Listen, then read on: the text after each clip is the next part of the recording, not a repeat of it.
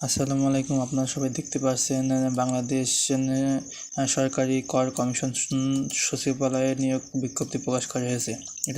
এটা প্রকাশ করা হয়েছে 13 ফেব্রুয়ারি 2025-এ। এখানে মোট 1720টি পদের নিয়োগ বিজ্ঞপ্তি প্রকাশ করা হয়েছে। পরীক্ষার এখানে নন ক্যাডার এবং সচিবালয় ঢাকার বিভিন্ন শূন্য পদের জন্য অনলাইনে আবেদন করতে বলা হচ্ছে। এখানে মোট 1720টি পদে নিয়োগ বিজ্ঞপ্তি প্রকাশ করা হয়েছে। এখানে অনেকগুলো পৃষ্ঠা আমরা দেখতে পাচ্ছি। প্রথমত দেখা যাক বিজ্ঞপ্তির ক্রমিক নম্বর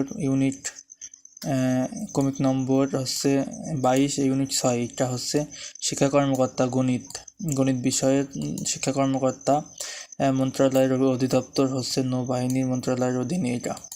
এটার বেতন স্কেল হচ্ছে 2015 অনুযায়ী 22,000 থেকে 53,060 টাকা পর্যন্ত। এবং এটা আবেদন করতে ন্যূনতম যোগ্যতা লাগবে স্নাতকোত্তর এবং স্নাতক পাশ হলে হবে, এবং দ্বিতীয় শ্রেণীর নিচে হলে সে আবেদন করতে পারবে না। এবং এখানে যে বিষয়ে স্নাতক অথবা ডিপ্লোমা পাস করতে হবে সেই বিষয় করে এখানে দেওয়া আছে। এবং 32-এর উপরে বয়স হলে হবে না, এবং 1 ফেব্রুয়ারি ধরে 32-এর উপরে বয়সসীমা এখানে নির্ধারিত করা হয়েছে। আপনারা দেখতে পাচ্ছেন আর একটা জুনিয়র ইনস্ট্রাক্টর, এখানে মৎস্য অধিদপ্তর।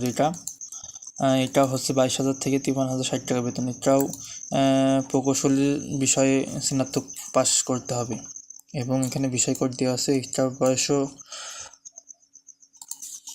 32। আমরা দ্বিতীয় পেজে চলে যাই।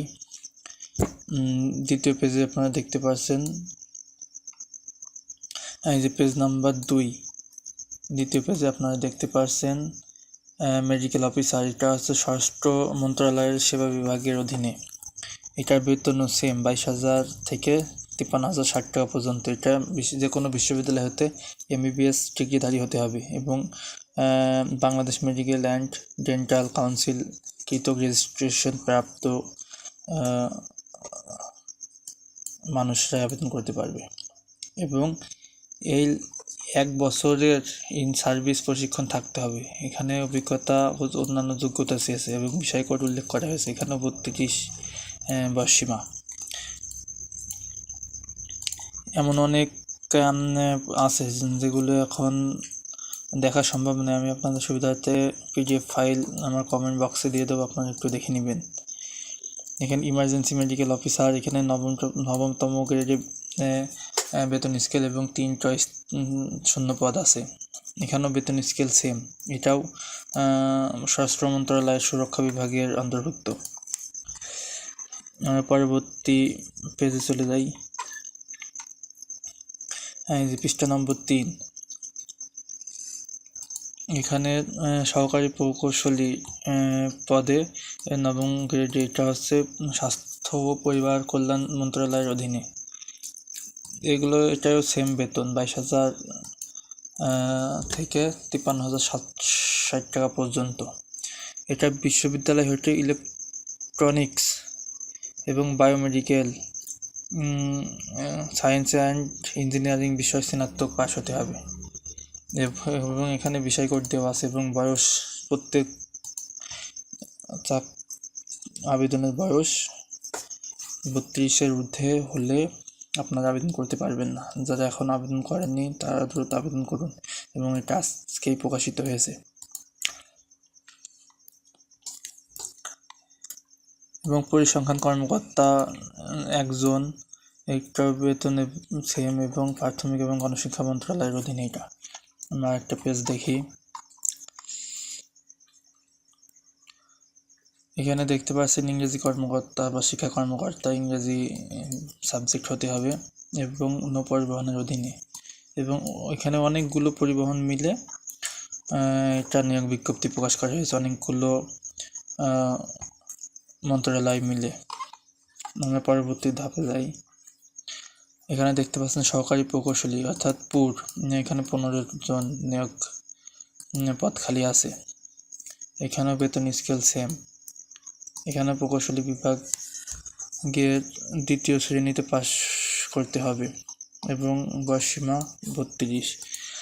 এটা দেখেন সহকারী রেজিস্ট্রার, এখানে পদসংখ্যা আছে 59টি। এটা জনপ্রশাসন মন্ত্রণালয়ের অধীনে। এখানেও আপনারা দেখতে পাচ্ছেন 22,000 থেকে 53,060 টাকা পর্যন্ত বেতন নির্ধারিত করা হয়েছে। 9তম গ্রেডের বেতন সবগুলোই।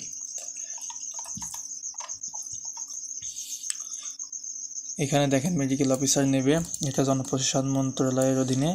এখানে নেবে হচ্ছে 204 জন। আর এটার শিক্ষাগত যোগ্যতা MBBS বা সার্জারি পাস হতে হবে। ডেন্টাল কাউন্সিল কর্তৃক নিবন্ধিত একজন মানুষই আবেদন করতে পারবেন এবং সাবজেক্ট এখানে দিয়ে দিয়েছে। আমি আবারও বলছি, মোট 1720 পদে নিয়োগ বিজ্ঞপ্তি প্রকাশ করা হয়েছে।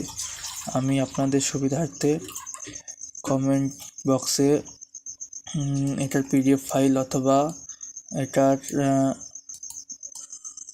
URL দিয়ে দেবো, আপনারা একটু যেয়ে চেক করে নেবেন, যাতে আপনারা ভালো করে বুঝতে পারেন। এত বলা তো এখানে সম্ভব না।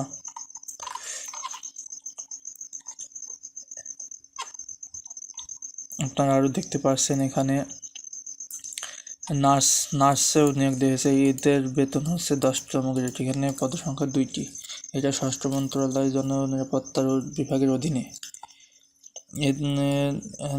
10তম গ্রেডের বেতন হচ্ছে 16,000 থেকে 38,640 টাকা পর্যন্ত। এটা হচ্ছে বাংলাদেশে শিক্ষাগত যোগ্যতা লাগবে বাংলাদেশের স্বীকৃত ইনস্টিটিউট হতে 3 বছর মেয়াদি, অর্থাৎ 2য় বিভাগে ডিপ্লোমা ইন নার্সারি কোর্সের সনদপ্রাপ্তরা এখানে আবেদন করতে পারবেন। এখানে বয়সসীমা 32 ধরা হয়েছে। আমরা একেবারে নিচে চলে যাই। এই দেখেন, আপনারা এখানে দেখতে পাচ্ছেন নন টেকনিক্যাল পদের পরীক্ষার পদ্ধতি। এখানে পরীক্ষা হবে বাংলা, ইংরেজি, সাধারণ জ্ঞান, গণিত ও মানসিক দক্ষতা। সর্বমোট 200 মার্কের পরীক্ষা হবে। পরীক্ষার সময় 4 ঘন্টা এবং পৃথকভাবে 30 পাতে হবে এবং সামগ্রিকভাবে এত পাতে হবে প্রত্যেকটা সাবজেক্টে।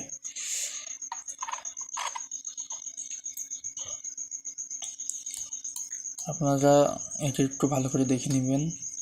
আমি আপনাদের সুবিধার্থে এটা দিয়ে দিব। এখানে অনেক ধাপ আছে এবং আপনারা এই ওয়েবসাইটের মাধ্যমে এই লিখিত পরীক্ষার সিলেবাস এবং নিয়োগ বিজ্ঞপ্তিটা পেয়ে যাবেন। আবেদন করতে আপনার এই ওয়েবসাইট অথবা এই ওয়েবসাইটে প্রবেশ করবেন। আর কোনো সমস্যা হলে আপনারা কমেন্টে জানাবেন, আপনাদের সমস্যার সমাধান করার চেষ্টা করব। আরও নতুন নতুন নিয়োগ আপডেট পেতে আমাদের সাথেই থাকুন। ধন্যবাদ।